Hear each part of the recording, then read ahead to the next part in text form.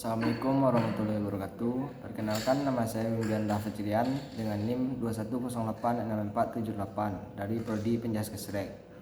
Baiklah, pada kesempatan kali ini saya akan menjelaskan rangkuman dari tugas-tugas filsafat olahraga.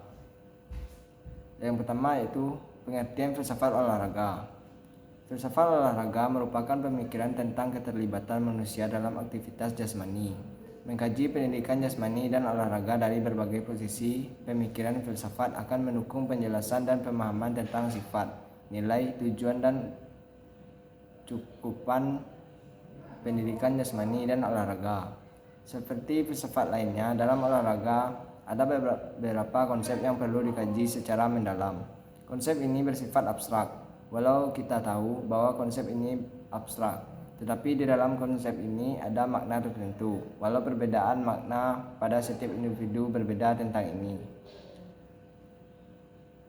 Selanjutnya yaitu sejarah perkembangan filsafat. Perkembangan filsafat dapat dikelompokkan dalam beberapa periode sebagai berikut. Yang pertama yaitu zaman Yunani klasik. Periode filsafat Yunani memegang peran krusial dalam sejarah peradaban manusia, karena pada waktu itu terjadi perubahan besar dalam pola berpikir manusia, dari mitos-mitos kepada pemikiran-pemikiran rasional. Yang kedua, pada zaman pra-Yunani kuno, mitologi dianggap sebagai dasar kuat untuk menjelaskan segala sesuatu dalam alam dan bahkan menjelaskan teka-teki alam semesta. Lewat cara ini, manusia sudah mulai dilatih untuk mulai berpikir. Selanjutnya, zaman Yunani kuno. Pada zaman ini Yunani tidak lagi dikuasai oleh mitos-mitos, melainkan oleh logos atau rasio. Sikap ingin tahu dan menemukan hal-hal yang baru. Sikap inilah yang menjadi dasar ilmu pengetahuan modern. Selanjutnya, zaman pra-Sokrates.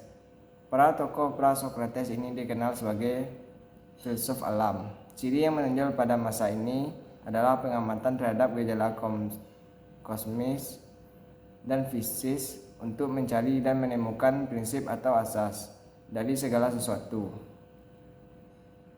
Selanjutnya, filsafat abad pertengahan 6-15 Masehi. Abad pertengahan ditandai dengan terorisme dan para pengemban utama adalah para teolog. Ilmu-ilmu atau filsafat terlihat sebagai pelayan agama dan terjadinya kemerosotan penemuan pada bidang ilmu dan filsafat karena otoritas agama dalam gereja yang terlalu besar dan otoriter. Selanjutnya, kelahiran ilmu pada zaman Renaissance. Pada zaman Renaissance ditandai oleh zaman kebangkitan dan kelahiran kembali perkembangan peradaban, seni, sastra pada masa lalu, sekaligus zaman terbebasnya pikiran manusia dari berbagai ajaran dogmatis agama. Selanjutnya, zaman modern. Empirisme dan kritisme. Selain itu, masa ini juga memunculkan seorang intelektual yang bernama Gerald van Cremona yang menyalin buku Ibnu Sina, The Canon of Medicine. Franciscan Roger Bacon yang menganut aliran pemikiran empirisme dan realisme, berusaha menentang berbagai kebijakan gereja dan penguasa saat itu. Selanjutnya, zaman kontemporer. Pada zaman ini, tugas filsafat bukanlah membuat pernyataan tentang sesuatu yang khusus, tetapi memecahkan persoalan yang timbul akibat ketidaksepahaman terhadap bahasa logika. Selanjutnya, pengertian ontologi, epistemologi, dan aksiologi.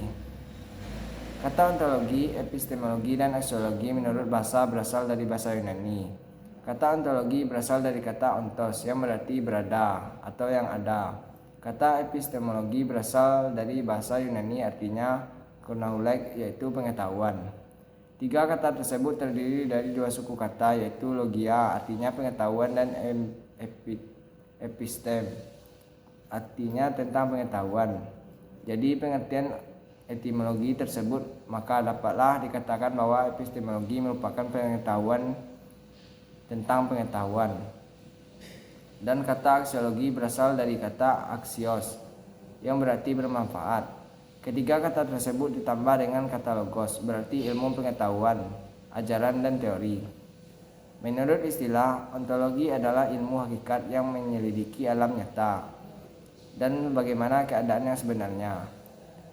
Epistemologi adalah ilmu yang membahas secara mendalam segenap proses penyusunan pengetahuan yang benar.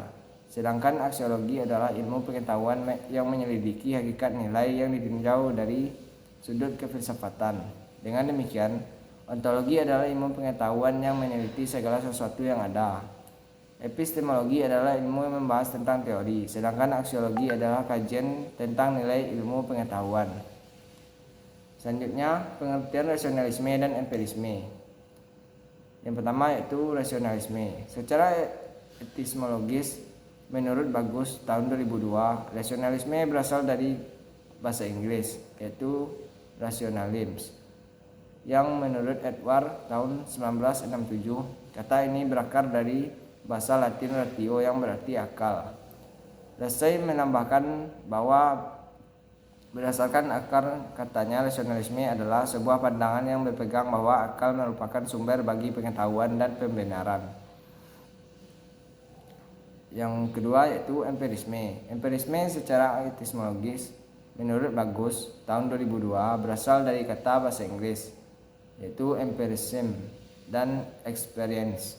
Kata ini berakar dari bahasa Yunani yaitu empiria dan dari kata expertia yang berarti berpengalaman dalam, berkenaan dengan terampil untuk. Sementara menurut Lesay, berdasarkan akar katanya, empirisme adalah aliran dalam filsafat yang berpandangan bahwa pengetahuan secara keseluruhan atau parsial didasarkan kepada pengalaman yang menggunakan indera. Selanjutnya itu kesatuan jiwa dan raga. Jiwa atau jiva berasal dari bahasa Sanskerta yang artinya benih kehidupan. Dalam berbagai agama dan filsafat, jiwa adalah bagian bukan jasmaniah dari seseorang. Biasanya jiwa dipercaya mencakup pikiran dan kepribadian dan sinonim dengan roh, akal atau awak diri. Di dalam teologi, jiwa dipercaya hidup terus setelah seorang meninggal, dan sebagian agama mengajarkan bahwa Tuhan adalah pencipta jiwa. Di beberapa budaya, benda-benda mati dikatakan memiliki jiwa. Kepercayaan ini disebut animisme. Penggunaan istilah jiwa dan roh sering kali sama, meskipun kata yang pertama lebih sering berhubungan dengan keduniaan dibandingkan kata yang kedua.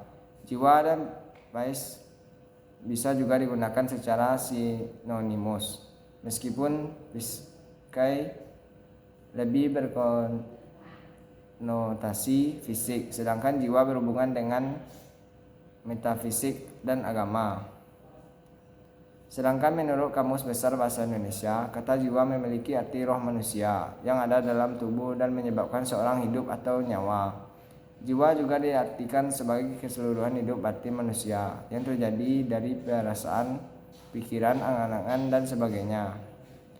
Jiwa manusia berbeda dengan jiwa makhluk yang lain seperti binatang, pohon, dan sebagainya.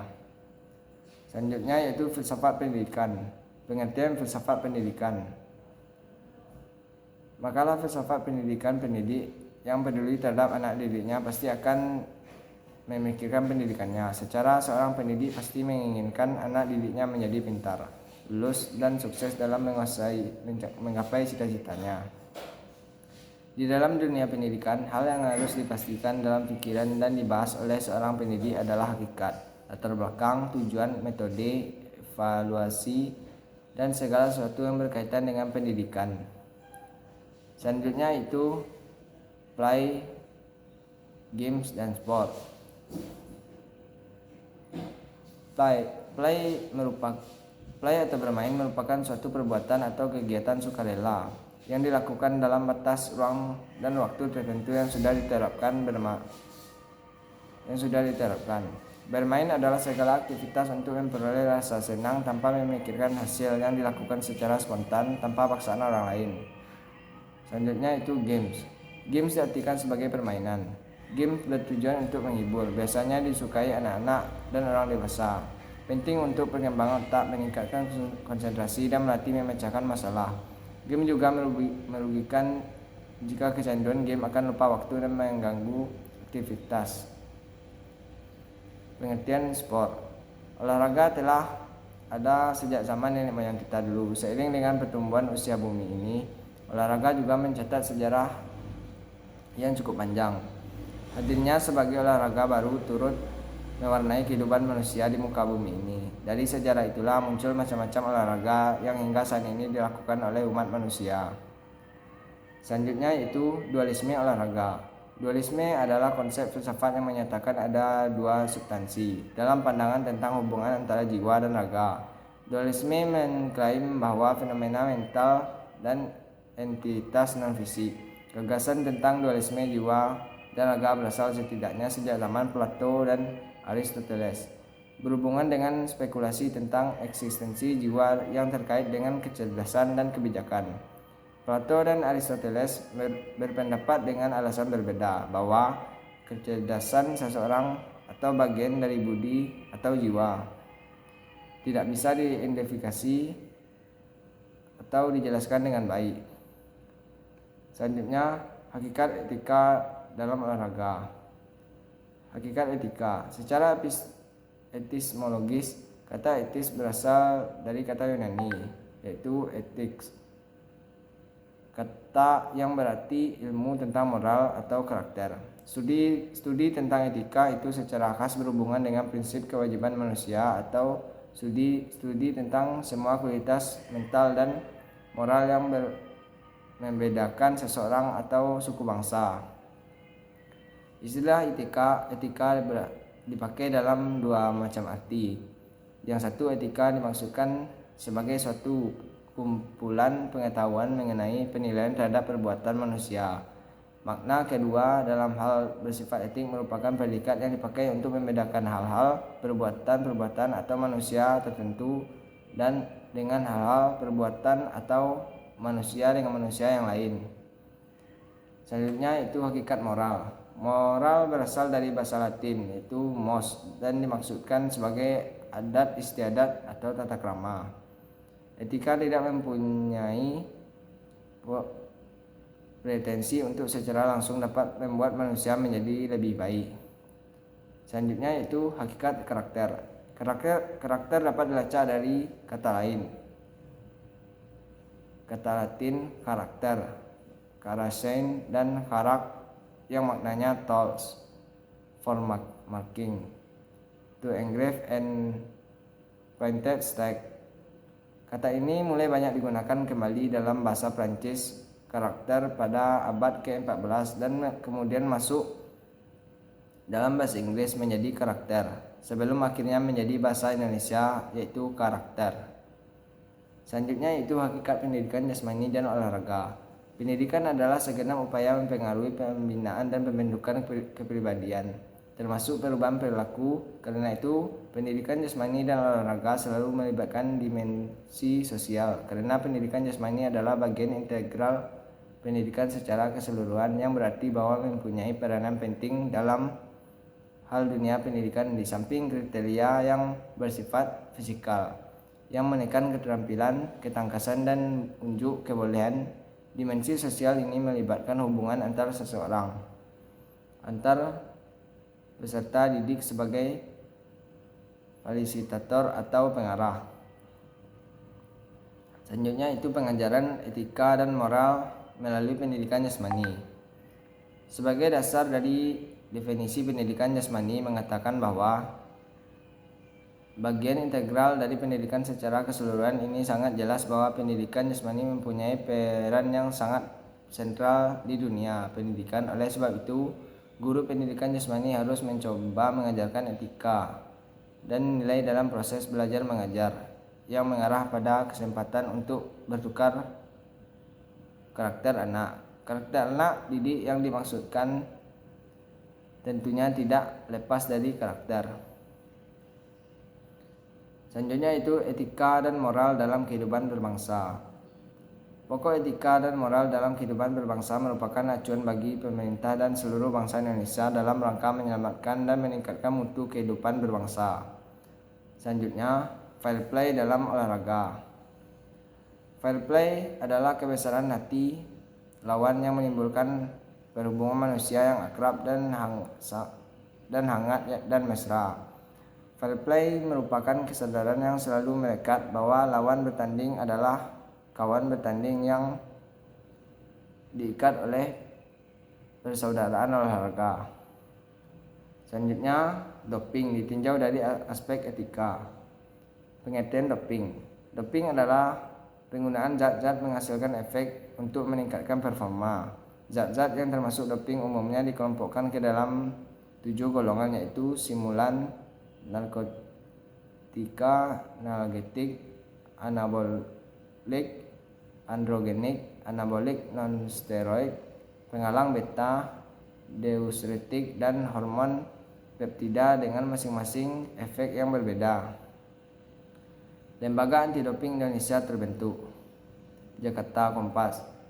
Sebagai upaya untuk menjaga kemurnian olahraga dan nilai-nilai olahraga dari tindakan yang merusak citra olahraga. Departemen Pendidikan Nasional. Lembaga itu didirikan untuk memerangi doping dalam olahraga. Kata Ketua Umum Lembaga Anti Doping Indonesia atau LADI, Toho Kholik Mutahhir, sesuai pelantikan oleh Menteri Pendidikan Nasional Mendiknas Malik Farjardi, Senayan. Selanjutnya itu olahraga komersial. Olahraga komersial adalah jenis olahraga yang menguntungkan banyak pihak, menarik minat banyak korporasi untuk berinvestasi di dalamnya. Selain itu, olahraga komersial memiliki banyak sponsor umumnya. Itu adalah sejumlah ciri dari jenis olahraga tersebut. Olahraga komersial yaitu olahraga yang popularitasnya mendunia. Olahraga tersebut menarik minat banyak sponsor untuk berinvestasi baik dalam pembinaan atau pembangunan fasilitas dan lain-lain. Olahraga tersebut telah dikelola secara profesional dengan perputaran dana dan fantastis. Olahraga tersebut mendatangkan keuntungan bagi para pembisnis. Selanjutnya, dampak olahraga pada saat pandemi. Olahraga di saat pandemi sangat penting karena di masa pandemi macam-macam penyakit bisa saja menyerang tubuh kita. Ada banyak macam olahraga yang bisa dilakukan di masa pandemi. Contohnya lari kecil di pagi hari dan banyak lagi olahraga lainnya. Olahraga di masa pandemi bertujuan untuk meningkatkan imun tubuh kita agar bisa terhindar dari COVID-19 dan jangan lupa juga untuk mengajak keluarga kita untuk berolahraga. Sekian penjelasan rangkuman dari saya. Apabila ada kesalahan saya mohon maaf dan saya akhiri dengan wabillahi taufiq wal hidayah. Assalamualaikum warahmatullahi wabarakatuh.